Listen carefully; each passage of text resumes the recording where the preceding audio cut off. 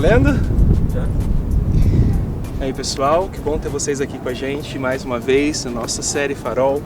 E hoje nós temos a alegria de ter o testemunho de uma pessoa que, assim como vários outros, fez uma experiência profunda com Jesus. Uma experiência que ilumina toda a treva. Aquela luz do farol que um dia iluminou a vida dela e hoje ela quer testemunhar para nós. Então nós estamos aqui com a Clara, eu quero convidar ela a se apresentar, falar quem ela é, o que ela faz, qual é a missão, e depois a gente vai conversando para vocês escutarem a força e o poder da ação de Deus na vida de uma jovem que se entregou também para o serviço do reino.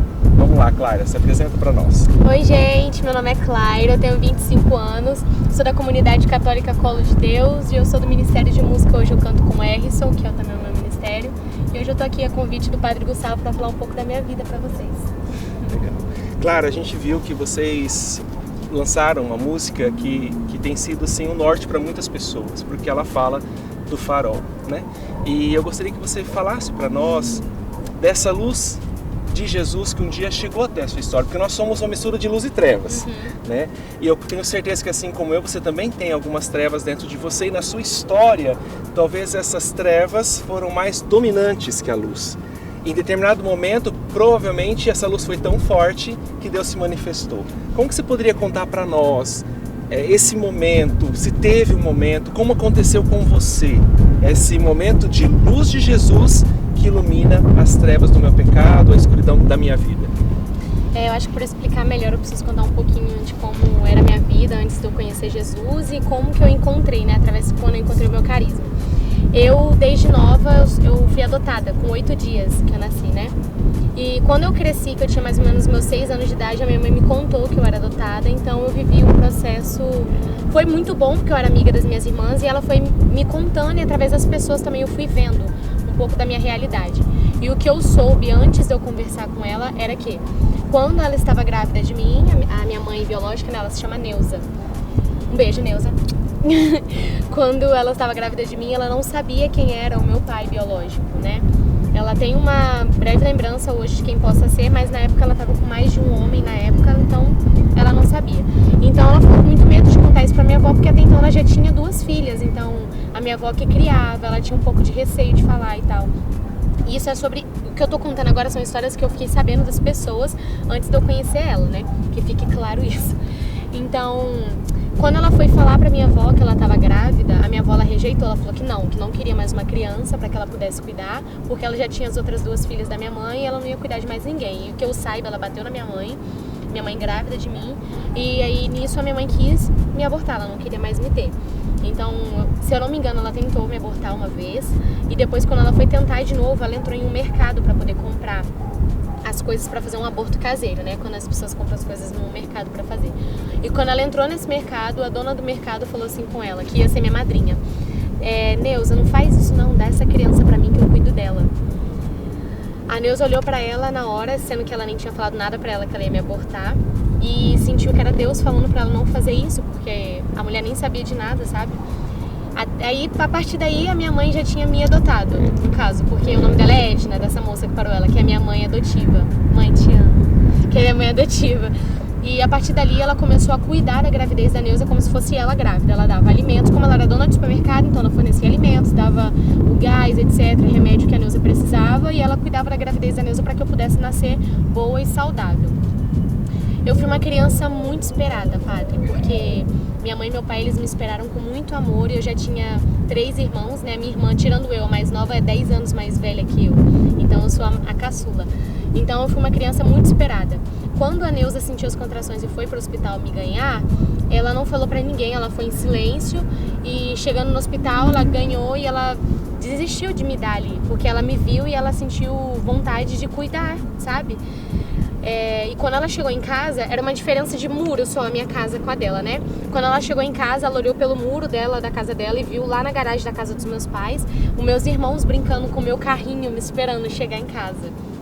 Então ela viu que não era justo ela ficar comigo, sendo que ela já tinha falado e eles já tinham preparado tudo.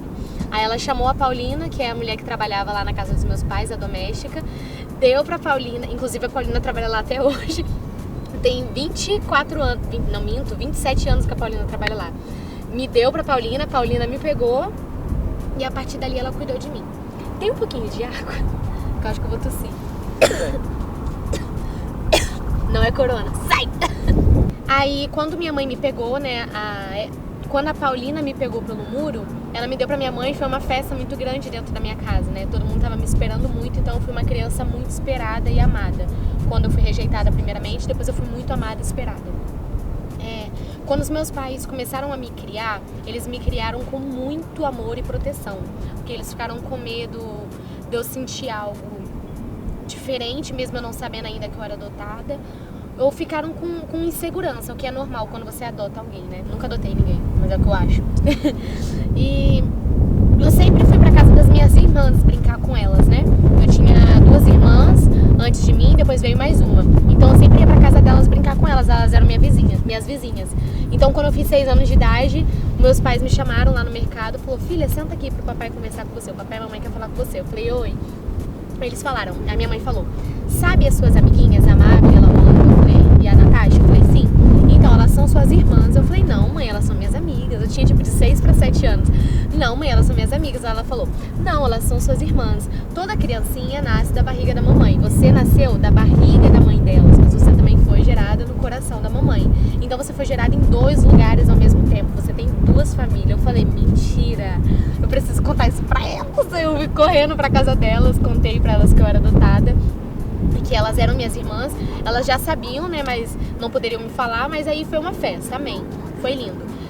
A partir dali eu não conhecia a Neuza até então, porque a Neuza, ela morava num bairro abaixo, em Vila Rica, que é logo embaixo de onde eu moro, porque eu sou capixaba, eu sou do Espírito Santo, né, eu morava em Vila Betânia. Então ela morava em Vila Rica, que é logo embaixo. E a minha mãe não gostava que eu fosse até lá sozinha pra ver ela ainda, porque ela morava num ambiente de tráfico, num ambiente de muita drogadição, etc. Então não era bom pra uma criança ir lá sozinha, poder conhecer ela, por mais que ela fosse minha mãe, né? Mas eu, muito obediente, como sempre, fui. Com 7 anos de idade, chamei minhas irmãs e fui até lá, conheci ela. E eu vi que ela era diferente daquilo que eu pensava, sabe? E desde lá ela pedia sempre pra eu pegar umas paradas dentro do mercado do meu pai, tipo, vai lá e pega uma rena e traz pra mamãe, mas não fala pra ninguém não. Aí eu lá pegava uma rena, dava pra ela, eu pegava comida, dava pra ela, mas sempre sem meus pais ver, ou seja, desde novinha roubando as paradas no mercado, roubando uma bolacha, que vocês falam, né? Eu falava biscoito. Roubando um biscoito recheado no mercado pra dar, ou roubando uma parada lá, e sem meu pai saber.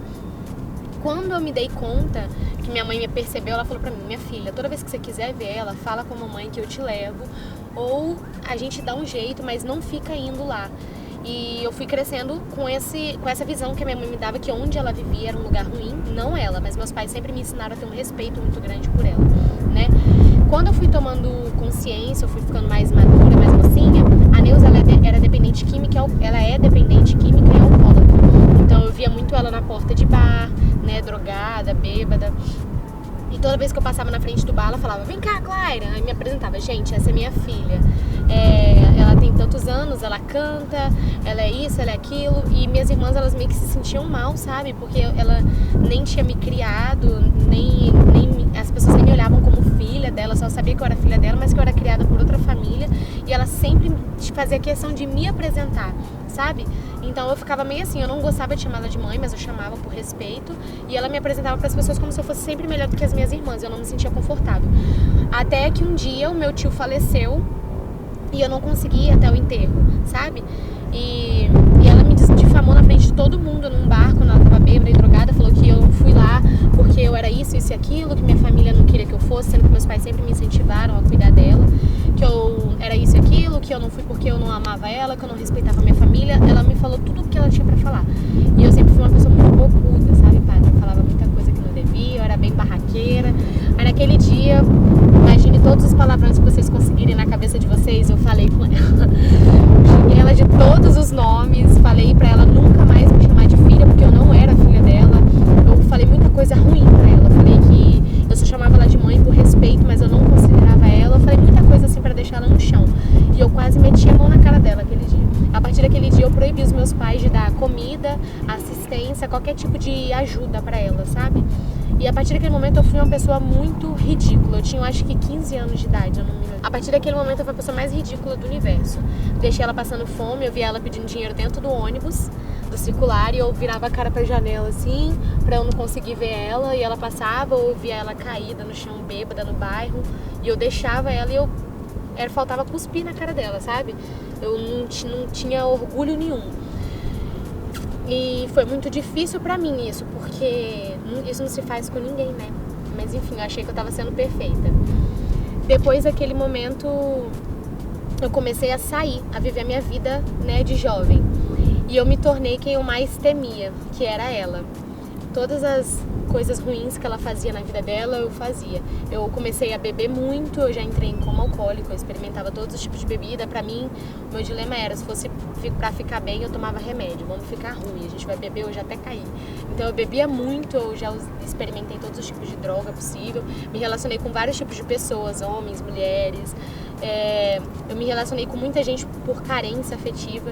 Com 17 anos eu engravidei, perdi um bebê, eu tive um aborto espontâneo, então a minha vida era bem conturbada. Então tudo que eu falava que tinha de ruim nela, sem eu querer, né, eu só fui vivendo, eu vivi tudo que ela viveu, sabe? Não num grau tão grande, né, de drogadição e etc. Mas eu me tornei quem eu mais temia, que era minha mãe biológica. Tudo que eu abominava na minha vida. Então, mesmo acontecendo essas coisas, eu esqueci que ela existia. Então, eu nem lembrava que eu era adotada, sabe? Eu entrei em depressão nesse tempo, porque aí eu sempre achei que meus pais não me davam o que eu queria, sendo que meu pai, ele sempre me deu tudo que eu preciso. Graças a Deus, agradeço a ele por isso. Mas eu vivia essa vida de amargura, essa vida nas trevas de raiva. Minha vida era uma vida escura, eu vivia dentro de uma caverna, sabe? Então, depois que eu encontrei o carisma da comunidade, que eu encontrei Jesus e que eu comecei a minha caminhada dentro da comunidade, logo quando eu entrei, nas minhas primeiras semanas, o meu fundador, ele era meu formador, e ele conversando comigo, ele falou, me conta um pouco da sua história. Aí eu contei pra ele isso daqui, mas com um pouco, hoje eu conto porque eu tô normal, mas eu contei com um pouco mais de rancor, com raiva, com aquela pessoa que tá no escuro totalmente. E eu falei, aconteceu isso, ela é uma ridícula, blá blá blá. E ele foi me dando corda pra falar tudo que eu precisava. Até que quando eu terminei de falar, ele falou assim pra mim, você quer ser santa? Eu falei, quero. Ele falou, dentro da colo de Deus só permanecem aqueles que querem ser santos. Então, se você quer ser santa, você vai dar o perdão. Hoje, até você dormir, você vai ligar pra ela e você vai pedir perdão por tudo que você fez, e você não vai retrucar uma palavra sequer do que ela falar com você. E eu falei, eu não vou fazer isso, não vou mesmo. Mas eu tive que fazer, né? Eu tinha que seguir minha vocação, fazer o que Deus me pede. Fui pro meu quarto, orei ao Senhor Deus, pedi pra ele tacar um durex na minha boca pra não falar nada com ela. Pedi perdão, falei, oi mãe, tudo bom? Ela falou, quem tá falando? Falei, oi Neuza, tudo bom? Ela falou, quem tá falando? Eu falei, é a Clara. Ela, o que você quer? Aí eu falei com ela, eu queria te pedir perdão por isso, e fui pontuando tudo que eu fiz, sabe? E ela falou assim, cara, eu nem lembrava que você existia. A partir dali meu coração já foi partido no meio, sabe? Eu fiquei quieta e deixei ela falando. Ela foi falando um monte de coisa que me feriu, e eu fui só pedindo perdão. Até que uma hora, quando eu acabei, ela falou, Clara, eu esperava muito que você fosse me retrucar e a gente fosse brigar, porque eu sei que você é parecida comigo e que você não segura essa língua. Mas eu não sei por que você não tá retrucando. Aí eu falei, porque eu não tenho que retrucar, eu só quero te amar e te pedir perdão, coisa que eu nunca fiz. E por eu ter dado a luz de Cristo pra ela, sabe? Por eu ter sido farol, aquele momento que foi o que Deus queria que eu fosse. Por eu ter pedido perdão, feito aquilo que Deus me pediu, aquilo que Deus sonhou pra mim. A partir daquele momento, a luz que é Cristo iluminou a minha vida, mais do que já tinha começado a iluminar, e também iluminou a vida da Neuza. A gente se deu o perdão, nós viramos grandes amigas. Não tem amor de mãe, porque eu não cresci sendo criada por ela, por aquela família. Mas eu amo muito ela, hoje nós somos amigas. Eu vou na casa dela toda vez que eu tô no Espírito Santo. Mas a luz foi tão forte, quando a gente faz a vontade de Deus, é tão forte a luz que Deus nos dá, porque a partir de mim eu comecei, a partir do momento que eu dei o meu perdão, que eu consegui pular essa etapa da minha vida, eu fui um farol tão grande para Deus, que a minha família ela foi atingida sem elas nem perceberem, sabe? Hoje a Neuza, ela, uma mulher que era alcoólatra, hoje ela toma uma cerveja ou outra, uma mulher que era totalmente drogada, hoje ela não tá usando mais droga, graças a Deus. A minha família adotiva bebia muito, brigava muito, era tudo briga, eu quebrava todo mundo na porrada, era tudo na base do soco. Hoje eles estão vivendo melhor, sabe? Em paz. Então ali eu comecei a ver o que Deus realmente queria pra minha vida, sabe? Se fosse preciso eu viveria tudo isso de novo, como diz a música. Eu viveria tudo isso de novo, eu faria tudo isso de novo, porque eu sei que eu só sou quem eu sou por conta do que eu passei. Eu sei que Deus, ele me quer como um farol. E começou ali, quando eu dei o perdão para minha mãe. É um pouquinho da minha história isso. Eu acredito assim que quando você fala da sua história, a gente vê muito assim o poder de um Deus que desce até as nossas trevas, né? Que vai até a mais profunda escuridão em que nós nos encontramos e ele nos resgata ali. Porque as feridas que você fala são as feridas de inúmeros jovens, né? Quantas vezes eu escuto, eu não sou feliz porque eu fui adotado, eu não sou feliz porque eu não tenho o que eu quero, eu não sou feliz porque meu pai tem uma dependência, eu não sou feliz porque meu pai não me dá tudo que eu quero, eu não sou feliz porque eu não me encaixo, ou então, enfim, a gente tem inúmeras coisas que a gente poderia dizer assim que são motivos de ser escuridão. Mas acho bonito que quando você fala, a gente começa a perceber, quem está de fora, que há um momento em que você se encontrava não perdida, mas não claramente diante da luz. Isto é, você sabia que a luz estava lá e você queria... mas para você chegar naquela luz, você teve que dar um passo. E esse passo foi crucial na tua história. Você falou muito bem, perdão, né? Então assim, a luz de Deus, primeiro Deus te perdoou, Deus te acolheu, que você falou assim, eu me tornei a pessoa que eu mais temia, né? Então assim, aquilo que eu achava que não era legal, que não era bom, que não era saudável, muitas vezes nós somos assim com os nossos pais, né? Tudo aquilo que a gente vê nos pais, a gente acaba se tornando igual. E você fala isso, mas aí Jesus te alcança. Achei bonito isso. Ele te alcançou, pegou pelos seus dons, isso você falou que já te elogiavam lá, né? Até eu mesmo cantava na igreja, eu já cantei na igreja bêbada, que vergonha. Não, mas enfim, era a tua realidade, uma realidade de já vislumbrar a luz, de já perceber a luz. Mas é bonito que quando você é atraída pela luz, você decide para a comunidade. Eu estou falando isso porque são passos concretos que a gente percebe na tua história. Então o que isto é? O farol, eu já achei o farol, já achei a luz, eu quero servir, eu quero ser de Deus, eu quero ser dele. Só que faltava uma coisa.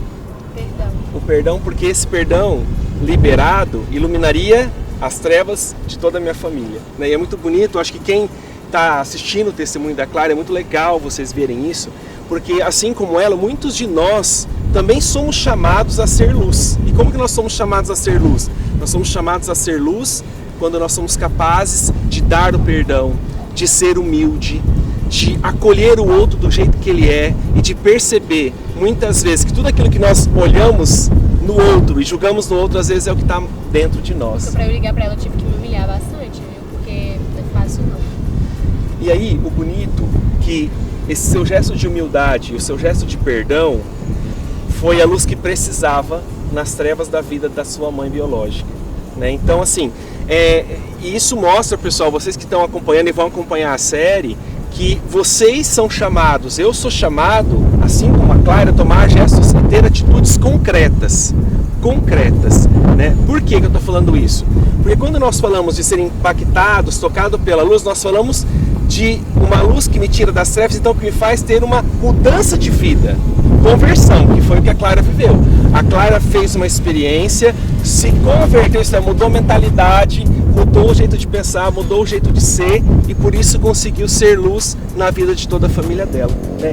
Clara, para o pessoal que está acompanhando a nossa série, o que você gostaria de dizer para eles enquanto o ser luz, ou então a necessidade realmente de mudar a mentalidade, de se converter, de mudar de vida, mas de forma concreta para que as outras pessoas também sejam atingidas? Qual seria a mensagem para os jovens que de alguma forma se identificaram com alguma coisa na sua história? Que mensagem você deixaria para eles? Antes de eu me converter, eu sempre sentia um vazio no meu coração, sabe? Eu tinha vontade de conhecer mais de Deus e de servir mais a Deus, mas eu sentia que faltava alguma coisa naquilo que eu vivia. Quando eu encontrei o meu lugar, que era o lugar da minha vocação, que era aquilo que a gente estava conversando hoje no carro, eu vi que ali seria o meu passo de santidade. Foi o passo onde eu viveria tudo que eu preciso viver para ser santa, que o meu primeiro chamado é ser santo, sabe? Então, quando eu me senti preenchida pelo carisma, foi ali que eu tive o desejo de ser aquilo que Deus queria para mim. Só que como que eu vou saber o que Deus quer de mim? Só Deus pode falar para vocês o que vocês têm que ser. Então, Muitas vezes as pessoas falam coisas pra nós e confirmam aquilo que Deus falou, mas Deus nunca vai falar nada pra alguém antes mesmo de falar pro nosso coração. Então, a oração, ela é uma conversa, né? A gente fala com Deus, mas a gente também tem que se calar e ouvir.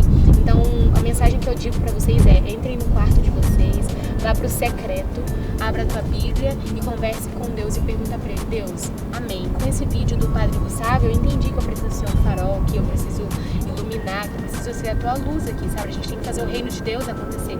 Mas o que você quer de mim? Então, só Deus pode dizer pra vocês. A dica que eu dou é pra vocês entrarem no quarto de vocês e conversar com Jesus. Pra vocês, cada vez mais que você tiver intimidade, vocês vão conseguir reconhecer a voz de Cristo quando Ele quiser falar algo com vocês. E assim, né, Clara, acho que não ter medo. Porque, olhando o seu testemunho, eu fico impactado, porque para quem está de fora, quando a luz atingiu a tua história, doeu.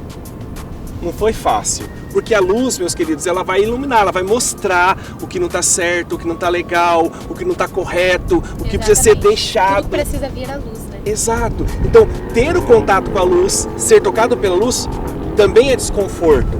Porém, é a única coisa que nós temos, é a única coisa que pode ser feita para nós tirarmos aquilo que não presta, aquilo que não serve, e para não viver na escuridão. Então, cada um de vocês, né, claro, que nos acompanhou nesse episódio, desejamos que você seja luz na sua casa, na sua família, no seu trabalho, e que a exemplo da Clara, vocês também possam ser transformadores aonde vocês moram, onde vocês vivem. Sejam como faróis, reflitam a luz de Jesus, que ela possa dissipar toda a treva.